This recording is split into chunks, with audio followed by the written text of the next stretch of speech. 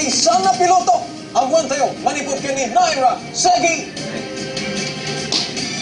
Napaneknekan manin adagiti agtutubo tinamnama iti pagilyan. Babaen daytoy ken ni Andre Nicolay Ablan at Tagalawag City. Iti nga mintawen na sa 18 may sa isunan a licensed private pilot.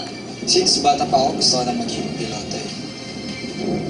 Kaya, finalo ko na lang yung dreams ko. Uray narigat, pinaggetan natin panagbasa na iti college ken iti aviation school. Basta pag Monday to Friday, focus ko lang is yung sa college, sa marketing yung kinukuha ko kasi. So focus ko lang Monday to Friday, marketing.